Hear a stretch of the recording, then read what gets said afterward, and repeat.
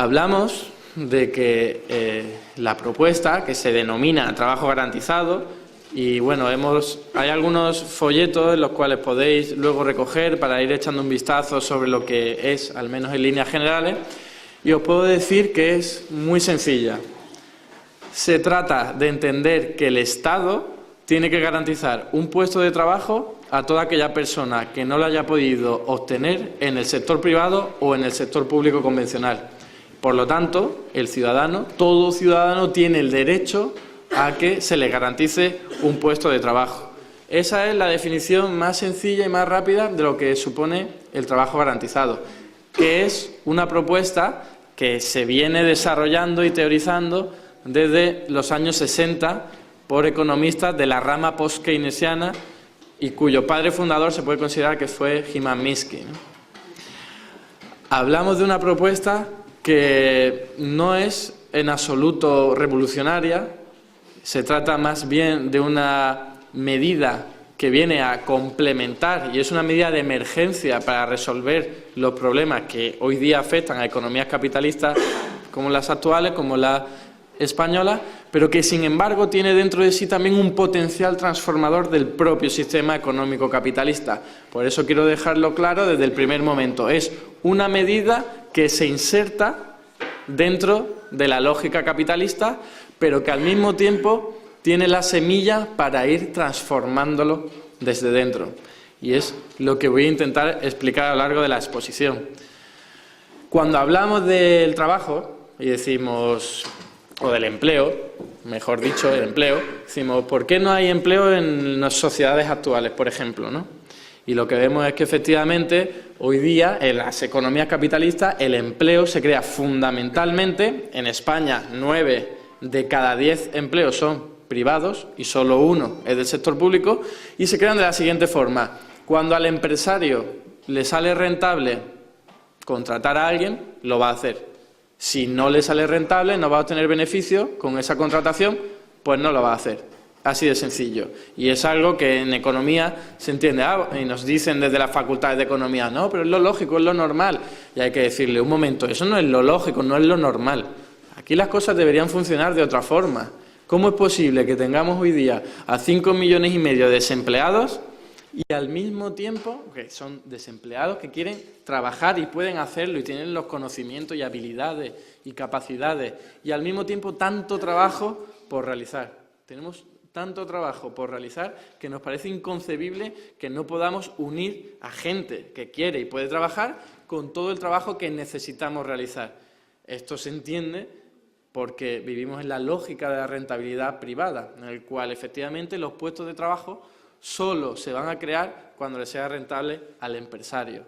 Y esto es al fin y al cabo lo que impugna, como todo el mundo sabe, el empleo público. El sector público tiene la capacidad de contratar a personas y ponerlas a trabajar y a realizar un servicio público en beneficio de la sociedad, de la economía incluso, de la ecología, sin necesidad de que sea rentable en términos monetarios, pero sí rentable en términos sociales, ecológicos, energéticos, etcétera, etcétera. Cuando hablamos de un profesor o de un personal sanitario, estamos viendo que efectivamente, del sector público, estamos viendo que efectivamente no generan ningún beneficio, simplemente están realizando una labor a la sociedad y que es crucial y al mismo tiempo no se inserta en esta lógica de la rentabilidad privada, no necesita que haya beneficio. Esto es algo que puede hacer el sector público, pero no lo puede hacer el sector privado. Y por eso la solución para llegar, por ejemplo, al pleno empleo, que es al fin y al cabo lo que pretende la medida de trabajo garantizado, solo se puede entender con la participación de lo público, porque lo privado nunca va a llegar al pleno empleo, nunca. Y eso lo hemos visto a lo largo de todo el recorrido, incluso en los mejores años de la época dorada del capitalismo, en los cuales las bolsas de parados incluso existían y eran importantes, y cuando se solucionaban era gracias a la intervención del sector público, como en países en los cuales el estado del bienestar fue muy fuerte, ¿no? Por lo tanto, de aquí sacamos la primera premisa de lo que es el trabajo garantizado. Es decir, lo privado es totalmente insuficiente porque, por la lógica de la rentabilidad privada, va a dejar inactivas a personas que pueden y tienen las capacidades para desarrollar cualquier actividad que nos permita vivir mejor, y al mismo tiempo lo que ocurre es que el sector público tiene la posibilidad de activarlos y emplearlos saltándose esa trampa de la rentabilidad privada. No es necesario obtener beneficios. Cuando hablamos de la economía, a mí me enseñaban en la Facultad de Economía, que efectivamente la economía no era más que la ciencia que te permite asignar los recursos, las materias primas, los trabajadores, de la forma más eficientemente posible para luego, en última instancia, producir un bien o un servicio. Y esto es algo que impugno desde ya. Es decir, la economía no es solo eso, es eso y también es mucho más. La economía es, al fin y al cabo, un instrumento que nos permite vivir mejor, que nos permite ser más felices. Y cuando efectivamente producimos un teléfono móvil y que nos da utilidad y con lo cual podemos vivir mejor, pues efectivamente eso es economía. Pero también es economía cuando una persona cuida a nuestros niños o a nuestros adultos dependientes, o cuando una persona viene aquí y nos recita un poema. Eso también es economía, porque nos permite vivir mejor, nos da utilidad.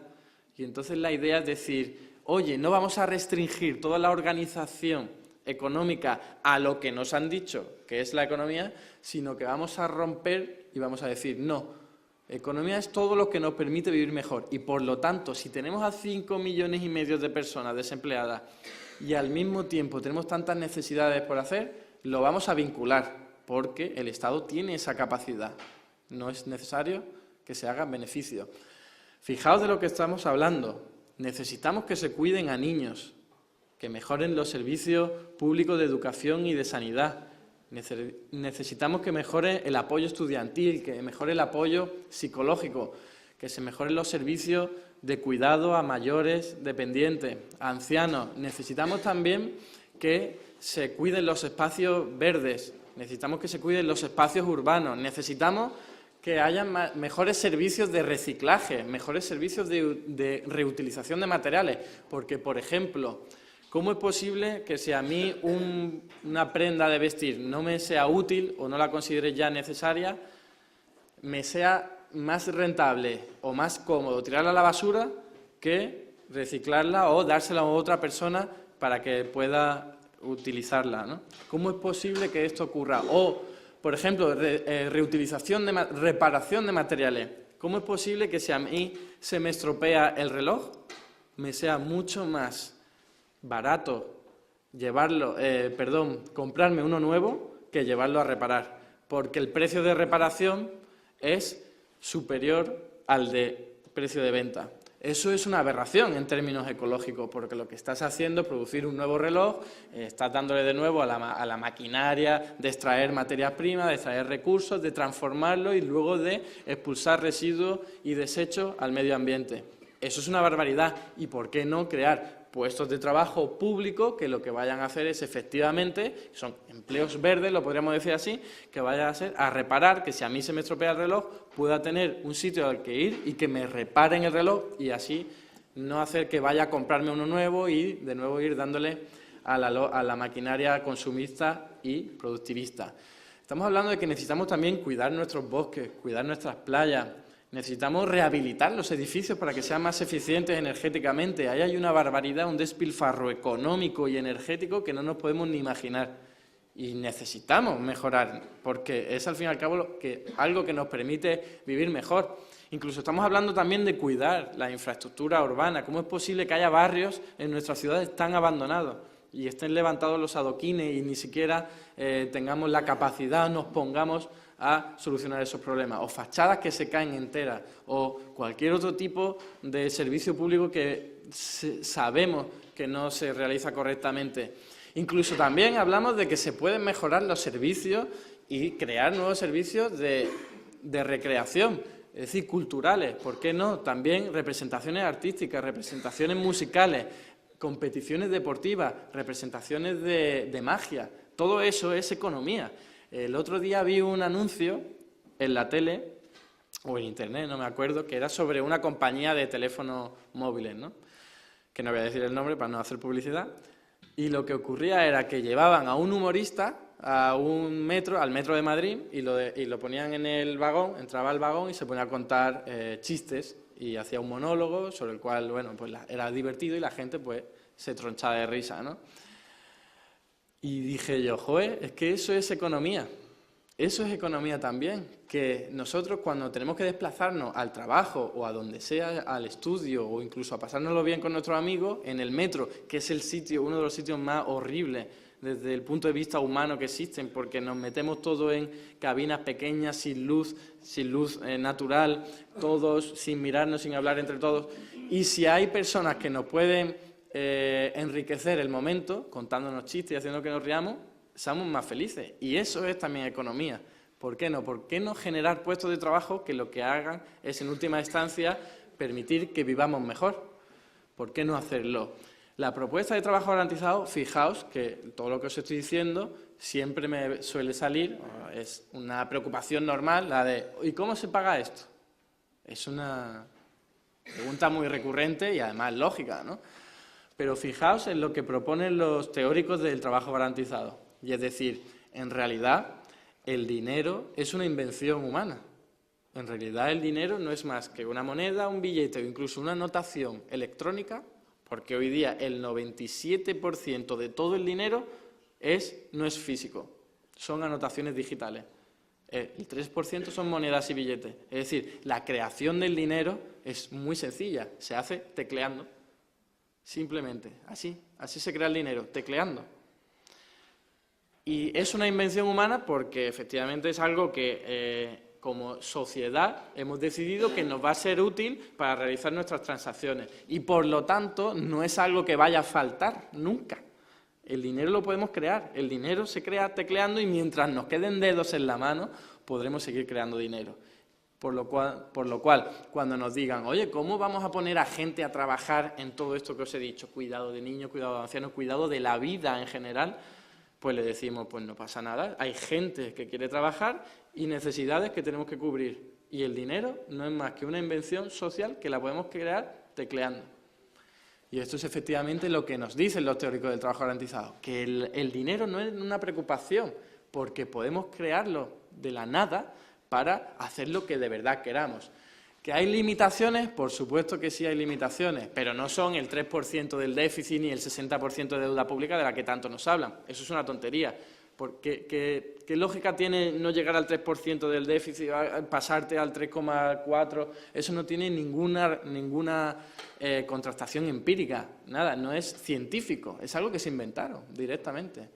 ¿Cuál es la limitación en realidad de crear, por ejemplo, de todos estos empleos públicos? Pues efectivamente, primero, que haya personas que quieran trabajar, eso es una limitación. Si no tenemos, pues evidentemente no podemos crear los puestos de trabajo. Si la gente que quiere trabajar y puede hacerlo no tiene las capacidades para hacerlo, las habilidades, la formación necesaria, eso es también otro impedimento. E incluso si no tenemos pues los materiales necesarios o las máquinas necesarias para realizar los puestos de trabajo, para realizar las actividades de los puestos de trabajo.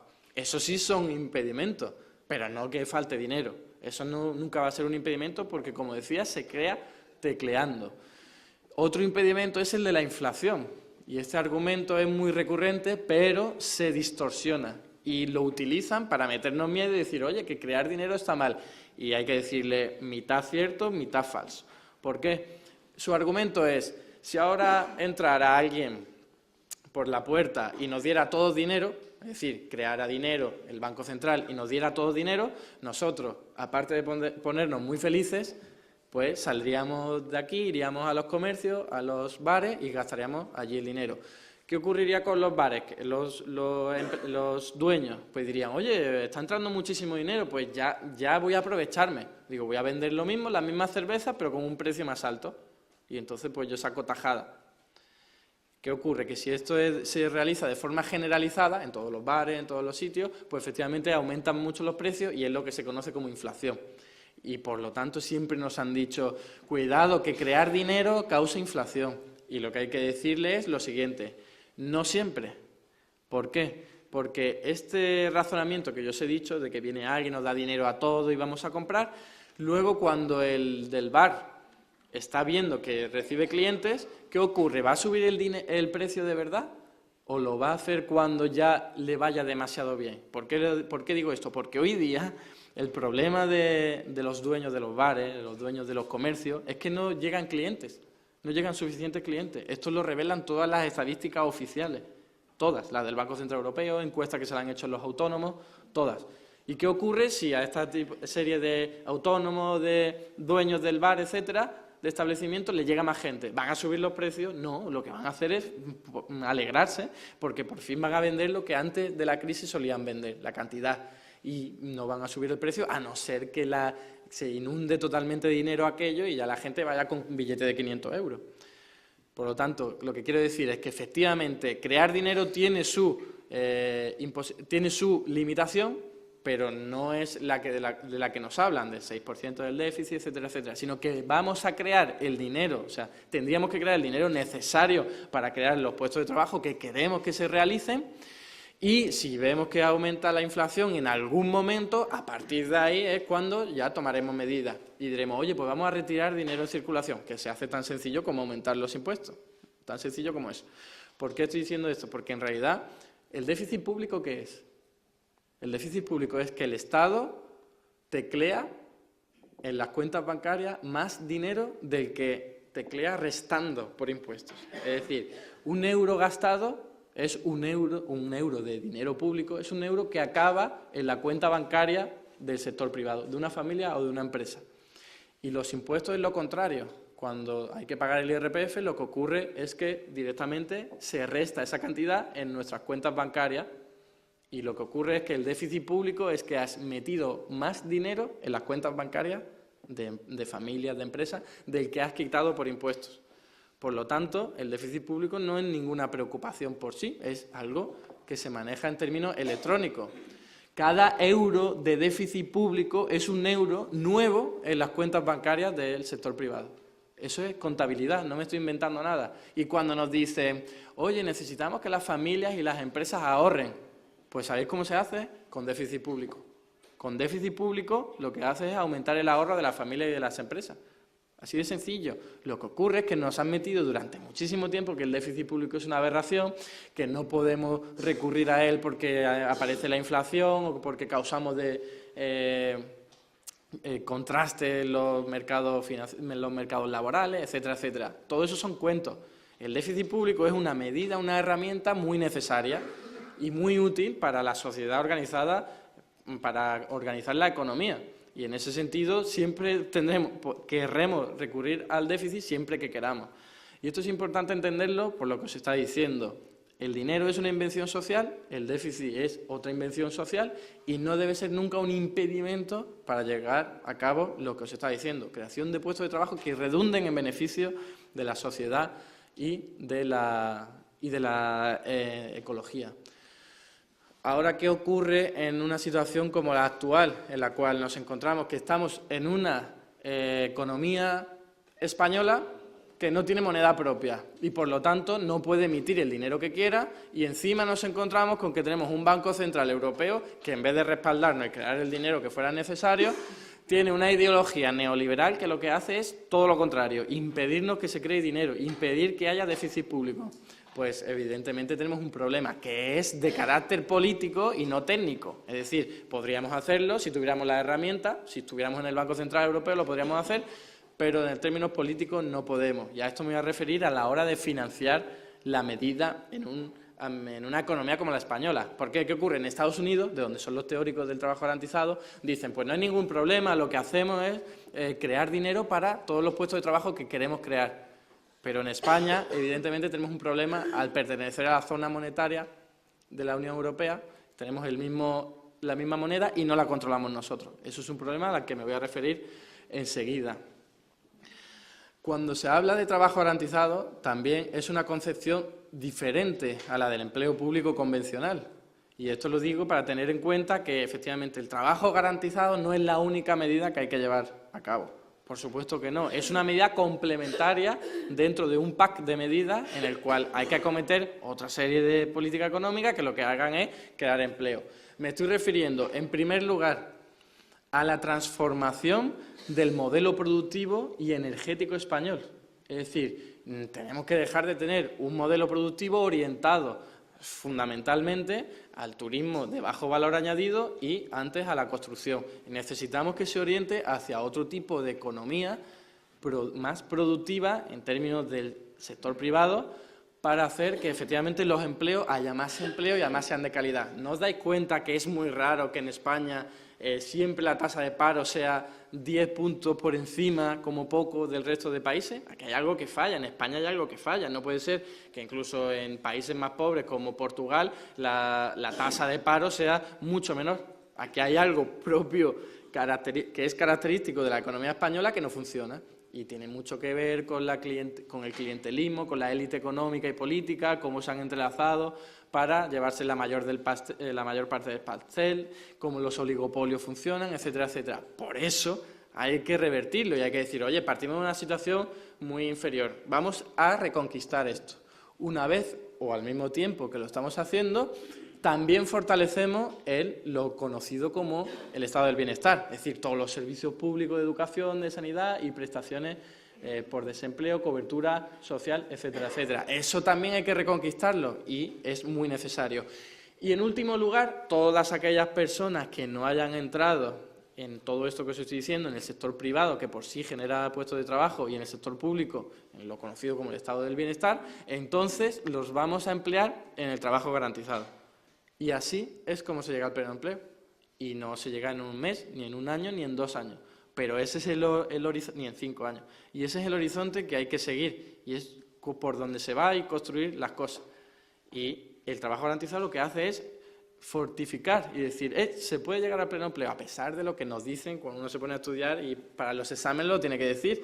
Tiene que contestar, no, es imposible llegar al pleno empleo porque si no hay mucha inflación. Y eso yo me tengo que examinar y si quería aprobar, pues tenía que poner esa barbaridad. Y efectivamente las cosas no funcionan así. El trabajo garantizado, por lo tanto, tiene una particularidad que es al mismo tiempo una debilidad, la más fuerte de todas, y al mismo tiempo una fortaleza. ¿Por qué? Porque tiene que ser un salario fijo. Por lo tanto, la negociación colectiva no debe tener lugar. Y esta es lo que me refiero, es la principal debilidad de esta bolsa de trabajadores de emergencia, de lo que os estoy diciendo. Y además tiene que ser coincidente con el salario mínimo que queramos establecer en nuestras economías. Por ejemplo, si el salario en nuestra propuesta, que es de 900 euros brutos en 12 pagas, que viene a ser un poquito más que el salario mínimo interprofesional de hoy día, si lo establecemos ahí para los puestos de trabajo menos cualificados, a lo que me voy a referir luego, lo que ocurre es lo siguiente, que eso sí que actúa como un salario mínimo de verdad. ¿Por qué? Porque hoy día tú puedes poner en la legislación, como se ocurre, que el salario mínimo pues sea 650 euros. Que da igual, que va a haber empresarios que se lo van a saltar, se lo van a pasar por el forro, y a no ser que tengas 800.000 inspectores de trabajo encima, ni siquiera van a dar en marcha atrás. Pero ¿qué ocurre si hacemos un trabajo garantizado con esa cantidad de salario? ¿Qué ocurre?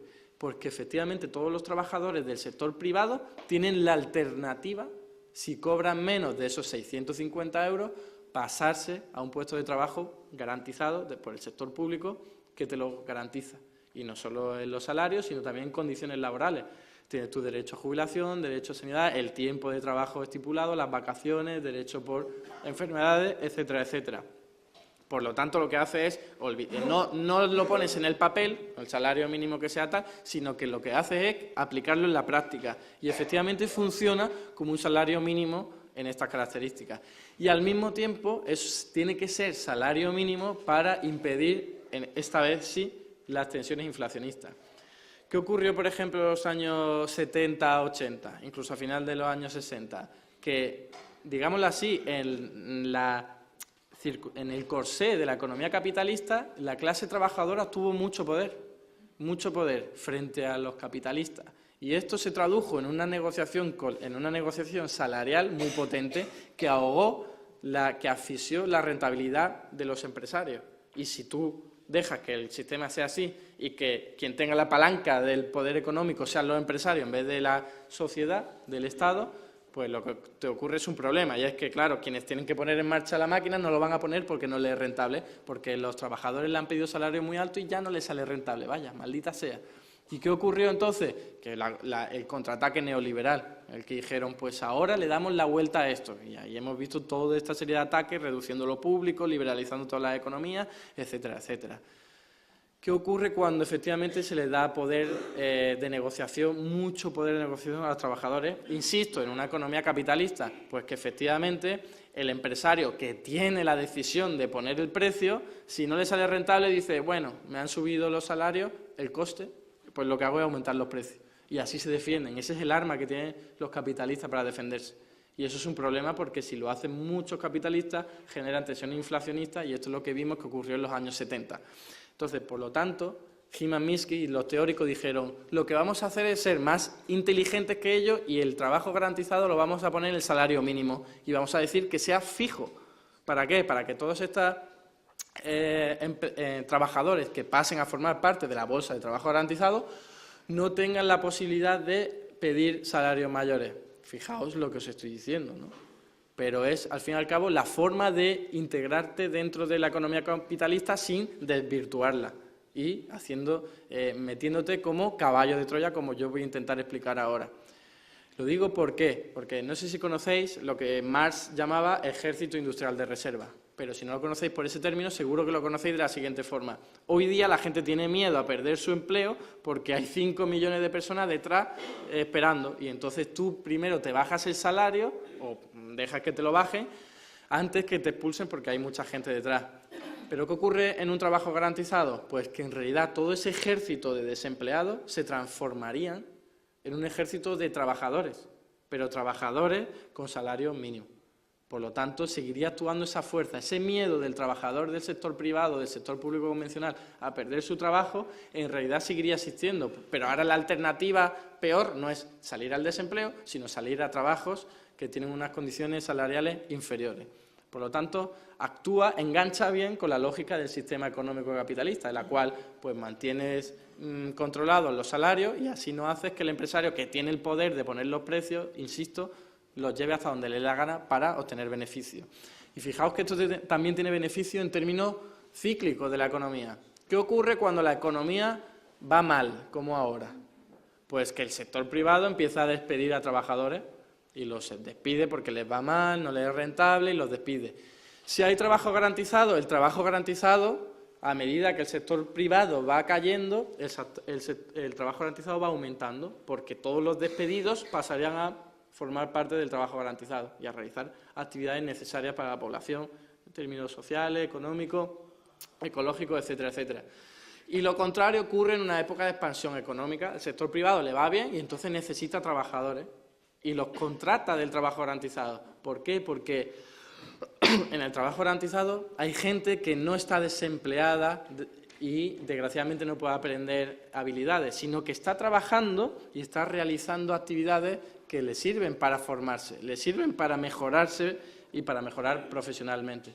Y esto tiene una característica muy importante porque efectivamente en vez de tener a un ejército de desempleados que no aprenden, que no se adaptan a las nuevas tecnologías, los tienes trabajando y aprendiendo y desarrollando nuevos conocimientos, lo que les permite luego ser empleados por el sector privado si les va bien o incluso formarse su propio puesto de trabajo o incluso pues, generar una cooperativa, etcétera, etcétera.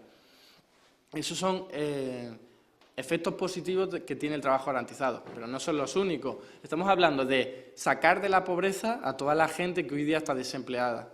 Pero no solo eso, porque la pobreza no es solo ausencia de un ingreso monetario, sino que es la imposibilidad también de participar en sociedad. Y dándole un trabajo lo estás haciendo. Estás permitiendo que se integre, que conozca gente, que aprenda conocimiento, que se participe, que se dignifique, que se valorice lo que está haciendo. Porque no lo he dicho directamente, pero el trabajo garantizado también visibiliza, remunera y dignifica todo el trabajo que hoy día es voluntario y que se realiza sobre todo en el ámbito familiar y mayoritariamente por las mujeres. Estamos hablando del cuidado a niños y cuidado a adultos dependientes fundamentalmente.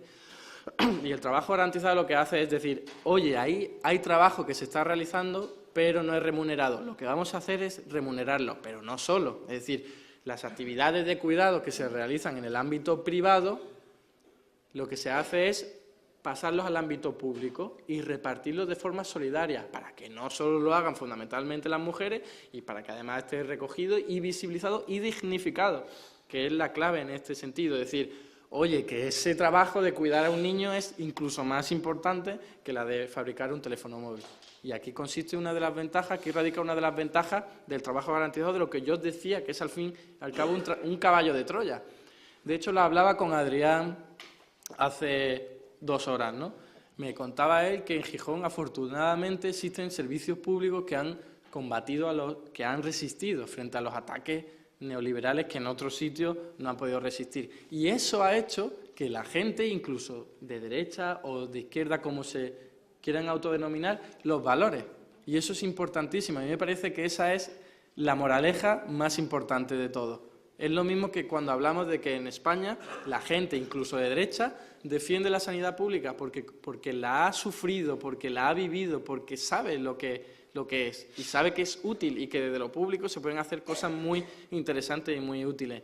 Y por lo tanto, cuando vemos luego que en Estados Unidos no ocurre lo mismo, es precisamente porque no la han tenido. Y en Gijón estoy seguro que la gente valorará mucho más los servicios públicos que en una zona como Madrid, en la cual pues, allí los ataques ya os podéis imaginar cómo son, ataques a los servicios públicos. Por eso, para poder valorar y que la gente se conciencie de que lo público es necesario, útil e importante, hay que fortalecerlo. Y claro, por la vía convencional no nos dejan, no podemos, no nos dejan realizarlo a través de lo que se está diciendo, no solo por términos políticos, sino por lo económico, en lo cual efectivamente te dicen que aumentando los salarios, creando mucho empleo público, tienes tensiones inflacionistas, cosa que en parte es verdad. Por eso lo que hacemos es con un trabajo garantizado. Metemos algo que es compatible con el capitalismo y lo fortalecemos. ¿Y qué ocurre? Que todos los servicios de respeto medioambiental, todos los servicios recreativos, culturales, de los que os estaba hablando, cuidado al niño, cuidado a la fauna, cuidado a la flora, cuidado de la vida, lo que haga es que se empiece a valorizar. Y que hoy día pues retirar residuos de las calles sea tan digno como otro tipo de actividades. Y lo mismo con los niños, lo mismo con el cuidado de ancianos, y que se vea efectivamente que eso es economía que nos permite vivir mejor y que es lo que queremos para nuestras sociedades. De eso es lo que os hablaba yo cuando decía lo del caballo de Troya. Meterlo por ahí porque es, desde mi punto de vista, la única forma de concienciar a tanta gente que hoy día se ha creído las mentiras de que lo público es insostenible, de que lo público es más caro, de que lo público es más ineficiente. Haciendo que funcione bien lo público, aunque sea de esta forma tan poco elegante como dar un salario mínimo a gente trabajadora que incluso tiene cualificación importante, pero al fin y al cabo creo que una medida de emergencia a considerar. Y cuando hablamos de la cualificación, en la propuesta concreta de Izquierda Unida, y con esto voy entrando en la parte final de mi exposición, hablamos de que efectivamente, como os decía, no se trata de generar estos 5 millones y medio trabajo garantizado, con estos sueldos de los que os estoy hablando, entre 900 y 1.200, no se trata de eso. Se trata de una medida de emergencia que sí va a incentivar y va a suponer una bocanada de aire para la economía.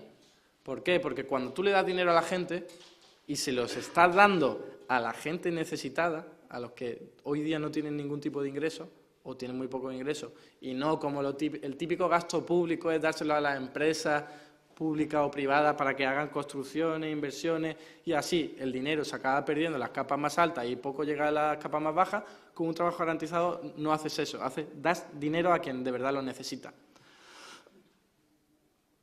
Y eso tiene una ventaja en los términos en los que yo os estaba comentando. Cuando le das trabajo garantizado a los de abajo, estás inyectando el dinero suficiente y no estás regando la economía, que es lo que hacen las típicas inversiones públicas keynesianas. Riegas la economía de dinero y luego, claro, tienes tensiones inflacionistas, porque el dinero se te ha quedado en la capa alta y media de la población. Pero si tú se lo das a los de abajo, la cosa cambia. ¿Y qué ocurre si en la propuesta que mantenemos, que es 1 millón de puestos de trabajo públicos en un año, en la cuantía que os está diciendo, dependiendo de la cualificación que requiera cada puesto de trabajo? No es lo mismo las habilidades que se necesitan para reforestar un bosque que para cuidar a un anciano o para rehabilitar edificios y hacerlos más eficientes energéticamente, que necesita ser ingeniero, tener una serie de habilidades, y van desde eso, desde los 900 a los 1.200. ¿Y qué ocurre efectivamente si damos creamos un millón de puestos de trabajo? Que esa gente va a recibir dinero y lo va a poner en funcionamiento. Va a ir a los bares, va a ir a los comercios, va a ir a comprarse cosas y los de los comercios van a ver que vienen más clientes, le aumentan las ventas y si todo va bien, les permitirá ir contratando a trabajadores para ir cubriendo toda esa demanda que está aumentando. Con lo cual, nosotros no solo decimos 1 millón de puestos de trabajo públicos, sino que además permitiría crear entre 200.000 y 300.000, según las estimaciones que tenemos, de trabajo en el sector privado, fundamentalmente comercio al por menor y hostelería, que es donde más empleo hay en nuestra economía española, ¿no? Por lo tanto, la idea es entender lo que es también una bocanada de aire y que efectivamente se consigue de esta forma.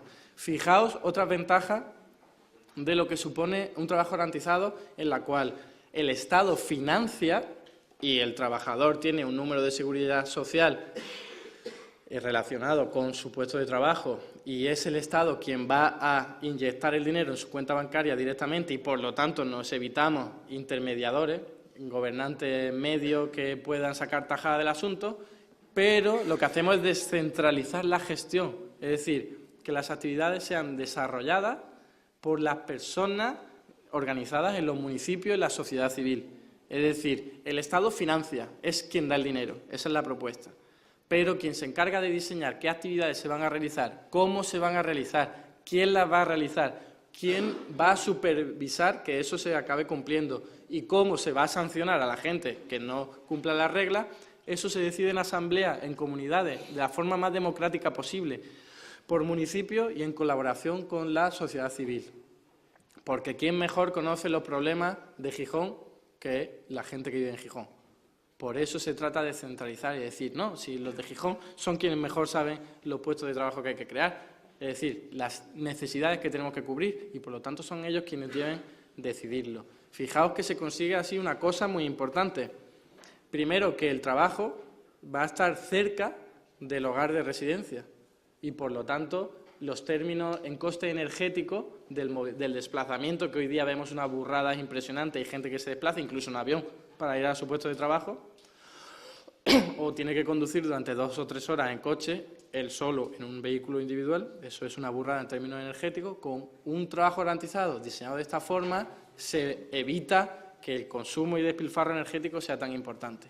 Y al mismo tiempo estás evitando la desertización en muchas áreas rurales, sobre todo, en las cuales eso supone un verdadero problema. Y al mismo tiempo es lo que os decía, combate, no soluciona, pero sí ayuda a suavizar los problemas de desigualdad de género. En el sentido que os decía, ese trabajo que hoy día realizan mayoritariamente las mujeres, la idea es colectivizarlo, repartirlo de forma solidaria entre hombres y mujeres que tengan las capacidades suficientes para cuidar a niños en residencias, en escuelas infantiles, etcétera, etcétera. Y, por último, ¿cómo financiar todo esto desde una economía que no tiene su propia moneda? Pues tampoco hay tanto problema. ¿Por qué? Porque pensad todo el dinero público que hoy día nos gastamos para combatir el desempleo o para combatir los problemas derivados del desempleo. Tenemos 29.000 millones de euros, que eso es una barbaridad, dando en prestaciones por desempleo, totalmente necesarias, pero fijaos qué ocurriría si consiguiéramos crear empleo a toda la gente. Pues buena parte de los que hoy día están recibiendo estas prestaciones dirían, oh, pues yo prefiero trabajar y lo voy a hacer, y así supone un ahorro para el erario público. ¿Qué ocurre también con otro tipo de ayuda a desempleados, como de formación? Hoy día es una barbaridad, tenemos un montón de dinero dedicado a formación de desempleados que los vamos a formar y van a ser unos parados muy formados, pero no van a ser empleados, la inmensa mayoría, porque hoy día el sector privado no da puestos de trabajo. Si tenemos a los cerebros, es decir, la famosa fuga de cerebros, doctores, arquitectos, médicos, yéndose del país porque aquí no hay puestos de trabajo, pues formando a la gente así para un puesto de trabajo que no existe es una tontería. Lo que hay que hacer es formar a los desempleados para un puesto de trabajo que vamos a crear porque sabemos que es necesario y útil para la sociedad. Es muy diferente. No vamos a dar ayuda a los desempleados para que se maten luego buscando un puesto de trabajo que no existe y lo que vamos a hacer es darle formación para realizar una actividad necesaria en términos sociales y ecológicos. Y eso es muy importante. ¿Y qué ocurre también, por ejemplo, con todos los problemas derivados del desempleo? La gente necesita asistencia psicológica, asistencia médica por culpa de traumas de largo desempleo. Todo eso también es un gasto para el sector público que nos iríamos ahorrando a medida que pasara el tiempo, a medida que se iría consiguiendo ese pleno empleo. Y también, fijaos en todo lo que suponen los servicios penitenciarios, que en buena parte lo que hace es corregir problemas que vienen derivados de delincuencia, que al fin y al cabo, en buena parte, es un problema originado por el desempleo. Gente que no se integra en sociedad y luego se ve abocado a realizar ese tipo de delitos. Fijaos todo ese dinero que hoy día empleamos, cuánto nos ahorraríamos si de verdad tuviéramos una sociedad sana, que viviera mejor, que tuviera gente empleada y desarrollándose en sociedad, conviviendo, viéndolas, cuidado a niños totalmente satisfechos, cuidado a ancianos, cuidado de la fauna y de la flora, representaciones artísticas por las calles, siendo felices, que es para eso, para lo que estamos en esta vida, al fin y al cabo. Y, por lo tanto, pensad que solo mirando los datos del Ministerio, de los técnicos del Ministerio de Hacienda, te dicen que en un año podríamos recaudar en torno a 6,3% del PIB, combatiendo el fraude fiscal a las grandes empresas, a las grandes fortunas, aumentando impuestos de renta del capital para equipararlo a los del trabajo, poniendo impuestos a transacciones financieras y un montón más de elementos que no me voy a detener. Se recaudaría 6,3% del PIB. ¿Y cuánto costaría implementar un trabajo garantizado? Según nuestras estimaciones, no llega ni al 3%, no llega ni a la mitad. Y además estamos hablando de algo ilógico, que no es lo que queremos, dar 5 millones de empleos. Eso no es lo que queremos. Queremos que también se vaya recuperando el sector privado. Y poner en marcha el 1 millón de puestos de trabajo con, efectivamente, los salarios de los que os estaba diciendo en un año, no llega ni al 1% del PIB en términos de inversión neta, que es mucho menos de lo que nos hemos gastado rescatando a la banca o incluso dedicando el dinero a pagar intereses de deuda pública, que eso es una aberración porque acaba en los bolsillos de los más acaudalados. Es decir, el problema técnico, incluso aunque no tengamos moneda, está resuelto. Hay suficiente dinero, lo podríamos hacer. E incluso, fijaos de lo que os estoy hablando, podríamos endeudarnos, ¿por qué no? Si nos hemos endeudado para rescatar a bancos y autopistas, maldita sea, no podemos endeudarnos para crear puestos de trabajo y eso es una inversión de futuro que lo que va a hacer es que cree un círculo virtuoso por el cual van a mejorar los ingresos del Estado, la felicidad de las personas, su bienestar social, etcétera, etcétera. Eso es una inversión y ya veremos si la deuda pública sería un problema o no. Por lo tanto, y con esto termino, la idea de tener en cuenta esa conclusión a la que quiero que se nos quede a todos en la cabeza, que es que tenemos a gente que quiere trabajar y puede hacerlo y al mismo tiempo muchísimo trabajo por realizar y trabajo que ya se está realizando y aquí lo único que consiste es en vincularlo. Y el sector privado nunca lo va a hacer porque no le va a salir rentable, así que lo tiene que hacer el sector público.